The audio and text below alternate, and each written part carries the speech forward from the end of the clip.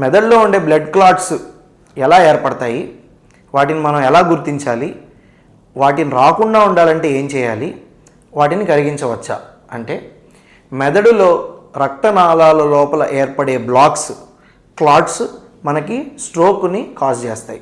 Stroke అంటే పక్షవాతం.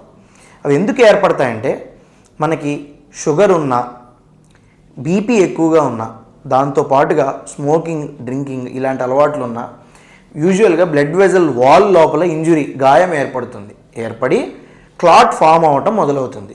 అప్పుడు అలాంటి సమయంలో మనం తీసుకునే ఆహారంలో కొవ్వు పదార్థాలు, చెడు కొవ్వు అంటే లో డెన్సిటీ లైపోప్రోటీన్స్, ట్రైగ్లిజరైడ్స్ ఇలాంటివి ఉంటే ఆ క్లాట్స్ పెద్దవయ్యి మెదడుకి రక్త సరఫరాని తగ్గిస్తాయి.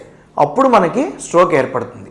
సో ఇప్పుడు అవి రాకుండా ఉండాలంటే ఏం చేయాలంటే స్మోకింగ్, డ్రింకింగ్ కంప్లీట్గా అవాయిడ్ చేయడం, వీలైనంత వరకు రెడ్ మీట్ని మోడరేషన్లో తీసుకోవటం, fruits, vegetables, high fibre diet తీసుకోవటము, ఇలాంటి జాగ్రత్తలు తీసుకోవటం ద్వారా మనం అసలు ఇలా క్లాట్స్ ఏర్పడకుండా చేయొచ్చు. తర్వాత క్లాట్స్ కరిగించచ్చా అంటే కరిగించచ్చండి.